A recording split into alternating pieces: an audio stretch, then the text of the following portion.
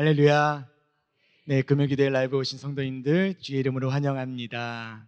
우리 옆에 있는 분들하고 이렇게 좀 인사했으면 좋겠거든요. 오늘도 기도로 두려움을 이깁시다. 인사하겠습니다. 오늘도 기도로 두려움을 이깁시다. 네, 갑자기 뜬금없이 왜 두려움을 이깁시다 했을까? 자, 오늘 제가 찰스 스펄전 목사님의 이 기도의 명언 문구를 하나 가지고 왔어요. 이렇게 쓰여 있어요. 우리에게 기도가 있는 한 뭐라고요? 두려워할 위험은 아무것도 없다. 자, 다시 한번요. 우리에게 기도가 있는 한 두려워할 위험은 아무것도 없다. 아멘. 네. 우리의 기도를 들어주실 우리 하나님께서 우리의 두려움을 다시 한번 새롭게 바꿔서 변화시켜 주실 것이고, 우리의 삶 가운데 우리가 바라봐야 될 것이 무엇인지를 다시 한번 우리 주님께서 바라볼 수 있도록 또한 인도해 주실 것입니다.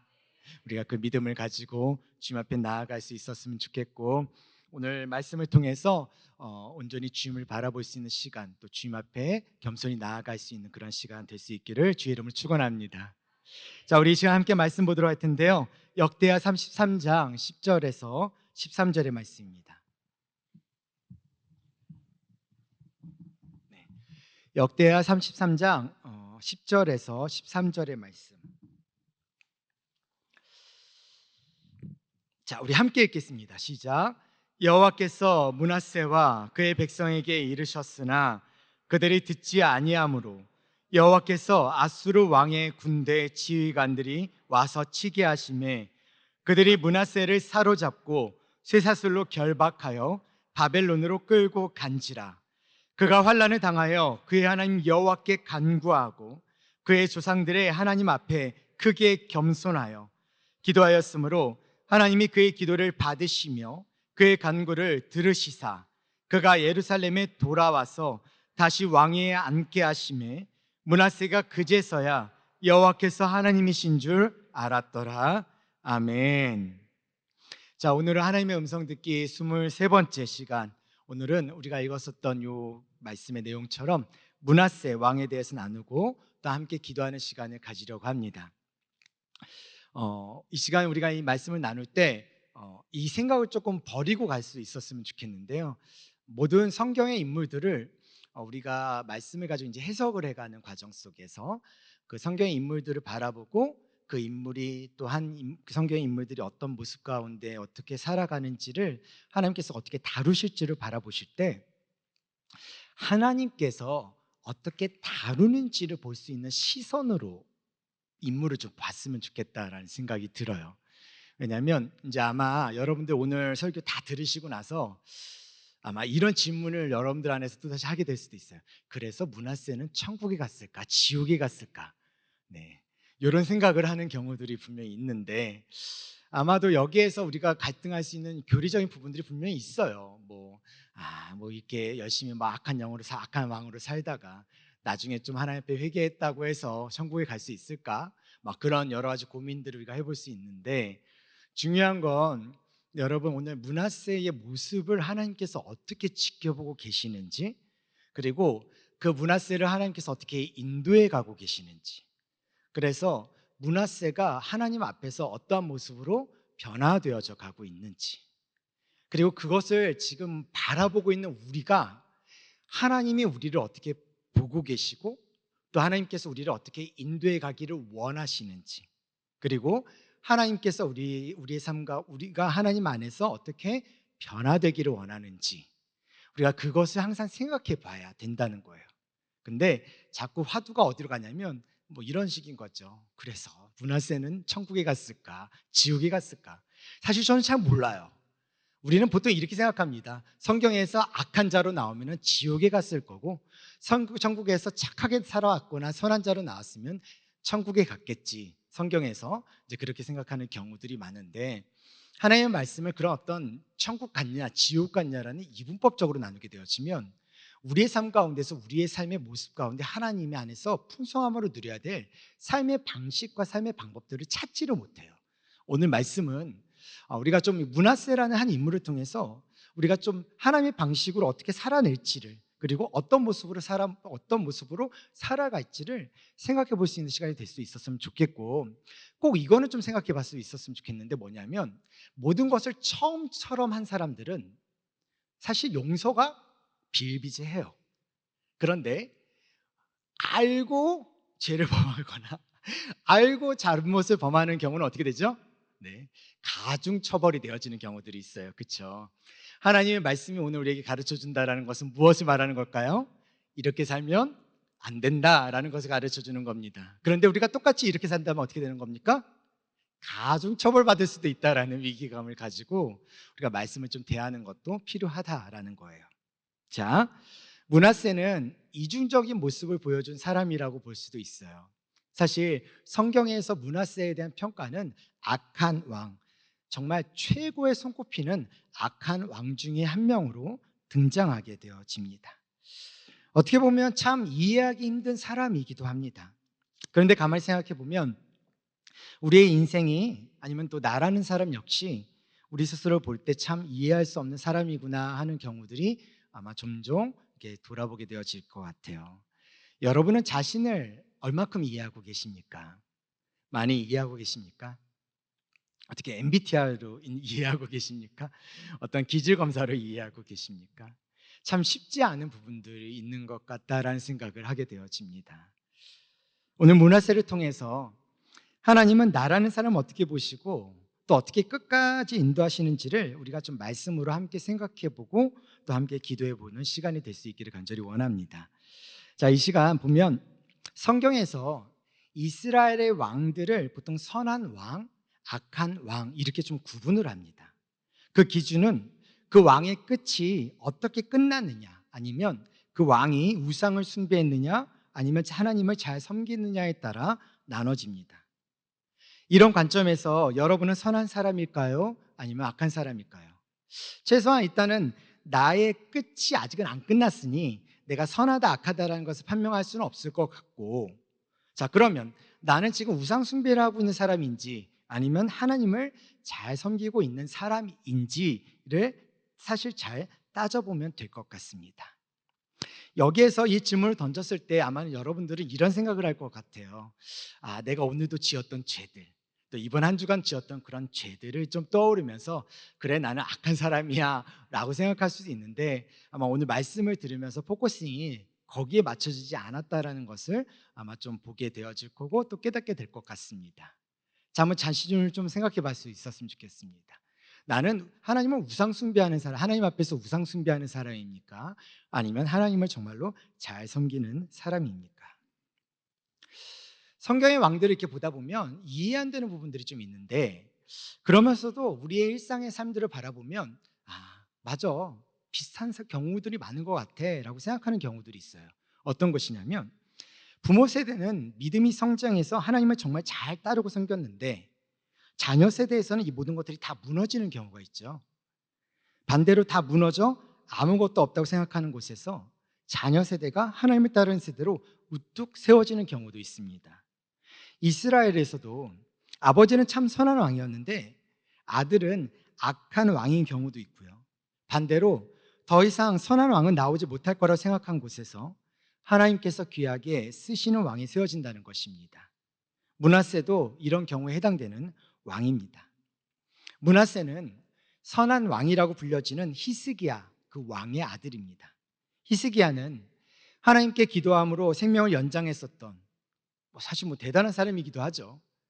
그는 종교개혁을 하고 하나님 앞에서 올바로 살려고 했었던 사람입니다. 물론 그렇게 생명을 연장했었던 이후에 히스기야의 끝이 그렇게 좋지는 않았지만, 그럼에도 히스기야는 선한 왕이라고 성경에서는 말하고 있습니다. 성경은 므낫세를 어떻게 이야기하고 있냐면, 여호와 보시기에 악을 행하여 여호와께서 이스라엘 자손 앞에서 쫓아내신 이방 사람들이 가증한 일을 본받아라고 말하고 있어요. 므낫세의 아버지 히스기야는 아하스 왕이 닫았던 성전 문을 다시 열었고, 하나님의 성전을 16일 동안 청소하고 없어졌던 성전 기구들을 다시 마련해 놓고, 오랫동안 지키지 않았던 유월절을 다시 지키고 11조 헌금을 다시 드렸었던 선의 재건자였다라고 본다면 아들 므낫세는요, 아버지 히스기야가 헐어버린 산당을 다시 세우고 바알들을 위해 제단을 쌓고 아세라 목상을 만들고 하늘의 1월 성신을 경배하며 섬기고 여호와의 전에 제단을 쌓아 하늘의 1월 성신을 두고 흰놈의 아들 골짜기에서 인신 제사를 드리고 아들들을 불 가운데로 지나가게 해서 죽이고 점치며 사술과 요술을 행하며 신접한 자와 박수를 신임하여 악을 행하고 무죄한 피를 많이 흘리게 한 악의 재건자였습니다. 더군다나 이 악은요, 므낫세 혼자만으로 끝나지 않고요, 백성들도 악을 행하게 만들었는데 역대하 33장 9절에 보면 유다와 예루살렘 주민이 므낫세의 게임을 받고 악을 행한 것이 여호와께서 이스라엘 자손 앞에서 멸하신 모든 나라보다 뭐라고 써 있습니까? 더욱 심하였더라라고 되어 있습니다. 이 므낫세가 시작했던 이 죄의 뿌리는 너무나 깊고 너무나 넓었던 거죠. 파급력도 있었고 또한 그 새겨진 것이 너무나 강했기 때문에 지워지지 않는 것처럼 백성들에게까지 확장되어졌던 상태. 그러다 보니까 므낫세의 손자 요시야가 종교 개혁을 시도했음에도 불구하고 결국 악의 뿌리를 제거하지 못한 채 유다는 멸망의 길로 들어설 수밖에 없게 됩니다. 그래서 열왕기하 23장 26절에 보면 그러나 여호와께서 유다를 향하여 내리신 그 크게 타오르는 진노를 돌이키지 아니하셨으니 이는 므낫세가 여호와를 경노하게 한 그 모든 경노 때문이라 라고 기록하고 있어요. 또 이후에 24장 3절에서 4절에 보면 이 일이 유다에 임함은 곧 여호와의 말씀대로 그들을 자기 앞에서 물리치고자 하심이니 이는 므낫세의 지은 모든 죄 때문이며 또 그가 무죄한 자의 피를 흘려 그의 피가 예루살렘에 가득하게 하였음이라 여호와께서 사하시기를 즐겨하지 아니하시니라 라고 기록하고 있습니다. 이 말씀은요, 므낫세의 손자인 이 요시야 왕이 영적 부흥과 회복을 일으켰을 때 하나님께서 말씀하셨던 말씀입니다. 결국에는 요시야의 그런 종교개혁이 있음에도 불구하고 열왕기하 기자는 뭐라고 이야기하냐면 유다는 어쩔 수 없이 망할 수밖에 없다. 왜요? 므낫세 때문에. 하나님은 므낫세 때문에 품으셨던 그 분노를 돌이키지 않겠다고 하셨다라는 것이죠. 결국에는 그 악의 결과가 그렇게 남아버리는 바람에 결국 멸망으로 이어지는 것이었고요. 결국엔 유다가 망하게 된 것은 므낫세의 죄 때문이라고 성경은 말씀하고 있습니다. 여기서 잠시 여호와 보시기에 악하다라는 이 말을 좀 보기를 원하는데, 자, 죄의 기준에 대해서 좀 이야기를 하고 싶습니다. 자, 죄의 기준은 하나님이십니다. 어떠한 일이 사람들 보기에는 선하게 보인다 해도요, 그 일이 하나님 보시기에 악할 때는 그게 죄가 되고요, 반면에 사람들 보기에는 아무리 악하게 보여도요, 여호와 보시기에 선하게 보일 때는 죄가 될 수 없습니다. 그러나 어떠한 일이 죄가 되고 안 되고의 기준은 하나님이 보시기에 어떠한가에 달려있지 사람들 보기에 어떤가에 달려있지는 않다라는 것이죠. 므낫세는 여호와 보시기에 악한 일을 행하였다고 합니다. 그렇다면 그가 한 일을 어떠한 면에서는 사람들 보기에 선하게 보이는 일들도 있었을 것입니다. 그러나 죄가 되고 안 되고의 기준이신 하나님이 보시기에는 악한 일이 므낫세의 행함이었다는 겁니다. 민수기 11장 1절에 보면 이런 말씀이 써 있어요. 여호와께서 들으시기에 백성이 악한 말로 원망하며 여호와께서 들으시고 어떻게 해요? 진노하사 여호와의 불을 그들 중에 붙여서 진영 끝을 사르게 하시매. 자, 여기서도 보면 이들은 불평과 항변을 합니다. 어쩌면 이들의 불평은 맞는 말이기도 해요. 논리적으로는 맞는 말이기도 합니다. 타당성도 있고 이해가 되는 점들이 참 다분히 많은 상황이기도 했었습니다. 그러나 그런 이해가 되고 타당성이 있는 논리적으로 맞는 것 같은 그러한 모든 상황들과 환경들이 있다 할지라도 여호와께서 들으시기에 악하다라고 얘기했고 그렇기 때문에 그것은 죄인 것입니다. 시편 51편 4절의 말씀을 보면 다윗의 시가 나오는데 내가 주께만 범죄하여 주의 목전에 악을 행하였사오니 라고 기록하고 있어요. 우리가 잘 알고 있듯이 다윗은 수많은 죄들이 있었습니다. 그 중에 하나가 어떤 거였냐면 사실 원래 왕은요 주색이 용납되어 탓할 일도 사실은 아니었습니다. 밧세바를 간음했어도 왕으로서 그 정도의 일은 사람들에게 이해되고 용납될 수도 있습니다. 그러나 다윗의 고백을 보면 다윗은 자기가 저지른 이 죄의 이 일들이 사람들에게 이해가 되느냐가 문제가 아니었다라는 것입니다.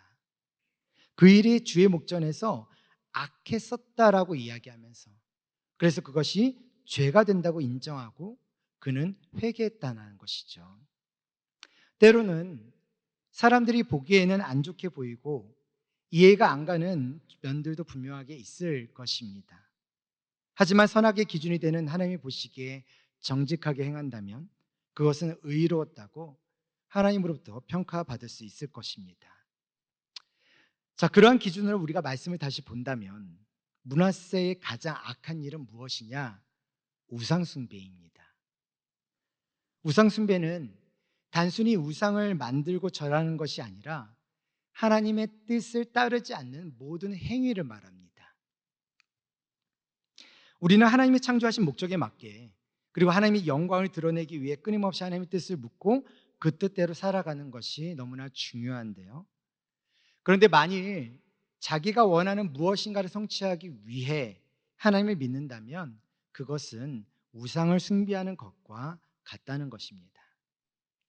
우리는 흔히들 신앙생활하면서 이런 말을 자주 합니다. 예수 믿으면 복 받습니다. 자녀가 잘 될 거고요. 또 돈도 잘 벌 거고 꿈을 이루게 될 것입니다. 라고 얘기합니다. 물론 예수 믿으면 복 받습니다. 구원의 은혜가 있으면요. 그리고 구원의 그 복음의 풍성함이 살아낼 수 있는 삶의 방식으로 바뀌게 되어지고 사람을 변화시킵니다. 그러면 그런 사람들의 삶의 모습 안에는 영적으로도 그렇고 때로는 물질적으로도 그렇고 풍성해질 수 있는 수많은 것들에 대한 기회가 열리게 되고 보이게 되는 것은 맞습니다. 자녀도 잘 되는 거 맞아요. 주 안에서 누리는 풍성한 삶이 또한 내 안에서 기쁨과 감사가 자연스럽게 자녀들에게 흘러갈 수 있게 된다는 거예요. 그러한 면에서 예수를 믿으면 복 받는 것이고 그러한 면에서 자녀가 또 잘 될 수 있는 것입니다. 어찌 보면 아주 틀린 말은 아니긴 한데요. 만약 예수님을 믿는 목적이 그런 것이라면요. 잘 생각해 보셔야 됩니다. 우리는 지금 주님을 믿는 게 아니라 우상을 섬기는 것입니다. 구원은, 거룩함은 하나님으로 분별된, 구분된 존재입니다. 그것을 성경은 구원 받았다라고 얘기합니다. 그 구원의 역사가 하나님 안에 거하는 것이 거룩입니다.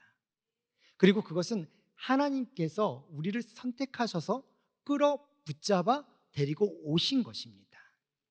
그런데 여전히 우리의 믿음이 그 자체를 믿는 것이 아니라 그래서 내가 하나님께 매여 있다라는 것을 믿는 것이 아니라 내가 믿는 하나님을 통해서 나의 삶 가운데 있는 무엇인가가 풍요로워지고 또한 복받는 거고 자녀가 잘 되어지고 자녀가 잘 해결되어 어떤 어려운 문제들 해결되어져 가고 돈이 잘 벌려지고 인생이 형통케 되어지는 것들을 꿈꾸는 것이라면 그것은 우리를 부르신 하나님의 부르심과는 전혀 다른 시선과 방식 안에서 하나님을 바라보고 있다라는 것입니다.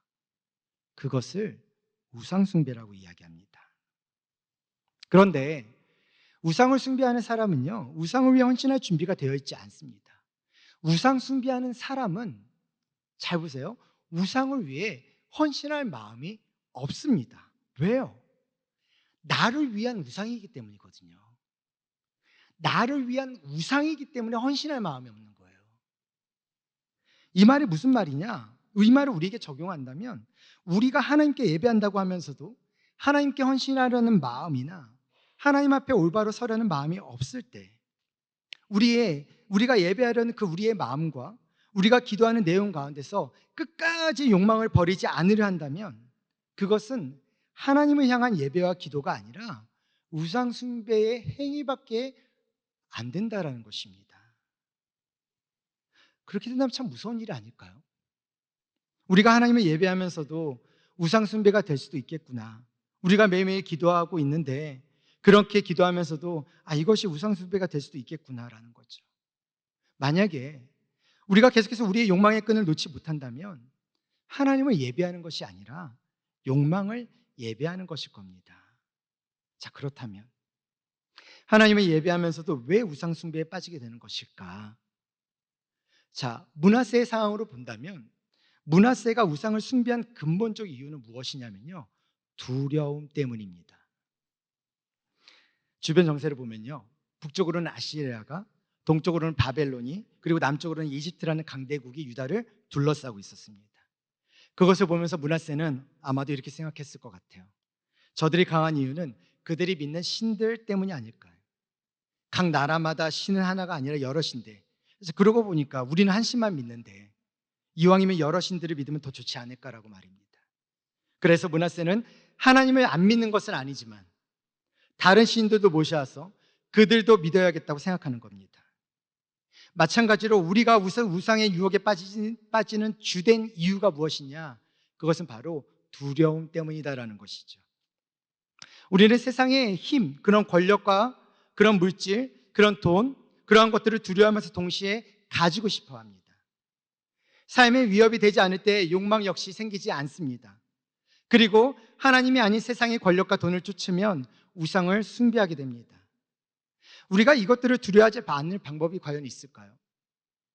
세상의 권력과 힘을 두려워하지 않으면서 세상의 성공과 돈에 걸려 넘어지지 않을 방법은 과연 있을까요? 방법은요, 하나님의 시선으로, 하나님의 눈으로 바라보는 것입니다. 하나님께 믿음으로 돌아가는 것이죠. 하나님의 시선으로 세상을 바라보고 내가 두려워했었던 것을 바라볼 때, 하나님께서 역사의 주관자이심을 잊지 않을 때, 또한 남유다를 다스리는 하나님에게 모든 것이 있고 전능하신 하나님의 능력은 우리를 돌보실 것임을 믿을 때 우리는 비로소 마음을 지킬 수 있게 될 것입니다. 혹시 지금 여러분이 두려움 가운데 있다면 하나님의 눈으로 보아야 할 됨을 믿으시기 바랍니다. 그리고 바라기는 우리 서영 가족들 모두가 하나님의 시선으로 세상을 보며 마음을 지켜가는 그러한 은혜가 있기를 주의 이름으로 축원합니다. 그래서 우리 첫 번째 기도할 제목이 하나가 있는데요, 이렇게 한번 기도했으면 좋겠습니다. 두려움에 사로잡혀 하나님을 보지 못하는 우상 숭배에서 벗어나 하나님의 시선으로 마음을 지키는 은혜를 주옵소서. 두려움에 사로잡혀 하나님을 보지 못하는 우상 숭배에서 벗어나 하나님의 시선으로 마음을 지키는 은혜를 주시옵소서. 다시 말씀을 들어가서요, 이 유다를 55년간 통치했던 이 므낫세는요, 결국 아수르의 포로에 쇠사슬에 묶여서 바벨론으로 끌려가는 수치를 당하게 됩니다. 이 수치는 하나님이 징계하신 것인데요, 역대하 33장 11절에 이렇게 써 있어요. 여호와께서 아수르의 왕의 군대 지휘관들이 와서 치게 하시매 그들이 므낫세를 사로잡고 쇠사슬로 결박하여 바벨론으로 끌고 간지라. 역대기와 열왕기는 같은 역사를 다루고 있지만 서로 해석의 차이가 있습니다. 역대기는 유다, 다시 말해서 특히 성전을 중심으로 역사를 기록한 반면에 이 열왕기는 객관적인 사실들을 다루고 있습니다. 그래서 역대기가 조금 더 주관적이다고 본다면 이렇게 보시면 돼요. 하나님 시선에서 주관적이다고 본다면 열왕기는 하나님 시선에서 객관적인 겁니다. 자, 그러한 측면 안에서 열왕기 하에 기록된 내용으로 볼 때 므낫세는 하나님이 보실 때 더 이상 악할 수도 없을 정도로 악한 구제불능이었었던 상태였습니다. 그런데 역대기에서는 그런 악하고 악한, 열왕기에서 객관적으로 볼 때 므낫세, 악하고 악한 그 악한 왕을, 열왕기에서는 그 악한 왕을 여전히 하나님이 사랑하고 계셨다라는 것입니다. 그게 바로 역대기의 시선입니다. 므낫세가 당한 환난, 나라가 망한 것 같고 이제 므낫세가 포로로 잡혀서 바벨론으로 끌려간 상태입니다. 이 환난은 하나님의 므낫세를 사랑해서 주신 것으로 볼 수 있다는 겁니다. 왜 그렇게 해석할 수 있냐면 역대하 33장 12절에 보면은요, 그가 환난을 당하여 그의 하나님 여호와께 간구하고 그의 조상들의 하나님 앞에 크게 겸손하여, 하나님께 한 번도 간구하지 않았던 므낫세가 비로소 하나님께 간구하기 시작합니다. 크게 겸손해야 합니다. 언제요? 환난을 당한 때요. 그때 므낫세는 엄청난 고난을 당하자 겸손해졌고요, 하나님께 마음을 돌이켜 기도합니다. 그가 하나님께로 돌아온 것은 환난을 당했기 때문입니다. 하나님의 심판이 없었다면 므낫세는 끝내 하나님께 돌아오지 않았을 것입니다. 그러므로 하나님의 징계가 하나님의 사랑으로 해석할 수 있는 이유는 므낫세가 당한 고통은 하나님이 므낫세를 포기할 수 없다는 표시이며 그를 사랑하신 표시이기 때문입니다. 하나님의 심판은 심판이 아니라 마음을 돌이켜 회개하고 회복하게 하는 데에 목적을 둔 사랑의 징계이기 때문입니다. 하나님의 심판은 곧 은혜입니다. 끝까지 포기할 수 없기에 회복의 의지를 가지고 심판하시는 하나님의 사랑인 것입니다. 만일 내가 해결할 수 있는 일이라면 그것은 아플 수는 있지만 고통이거나 환난은 아닙니다. 환난은 하나님의 개입이 없으면 해결할 수 없는 능력 밖의 것입니다. 그러므로 환난은 하나님의 개입이며 하나님이 우리를 사랑하신다는 가장 명확한 증거인 것입니다. 고통과 환난이 오는 것은 오히려 하나님은 나를 포기하지 않으셨고 나를 사랑하신다는 증거입니다. 하나님이 우리를 향해 매를 드셨다면 우리를 포기하지 않으셨다는 확실한 증거입니다. 하나님이 우리에게 화를 내셨다면 여전히 우리를 사랑하고 계시다는 증거임을 믿으시기 바랍니다. 고난을 통해 하나님은 므낫세의 삶을 바꿔놓으셨습니다. 이스라엘 역사상 가장 악했다던 므낫세는요, 하나님께 겸손히 돌아온 것입니다. 성경은 이스라엘 역사에서 여전히 악한 왕으로 므낫세를 기록합니다. 그러나 그가 겸손한 마음으로 하나님께 회개하며 간구했을 때 성경은 그런 악한 왕이었던 므낫세의 기도를 들으셨다라고 기록하고 있습니다. 역대하 13장 33절 33장 13절 기도하였으므로 하나님이 그의 기도를 받으시며 그의 간구를 들으시사 그가 예루살렘에 돌아와서 다시 왕위에 앉게 하시매 므낫세가 그제서야 여호와께서 하나님이신 줄을 알았더라. 므낫세는 여호와가 하나님이신 줄을 이제야 깨닫게 됐다라는 것입니다. 그래서 우리가 좀 이 대목에서 좀 기도했으면 좋겠는 건 무엇이냐면 지금 고통과 환난이 하나님의 사랑의 징계임을 깨닫게 해달라는 거예요.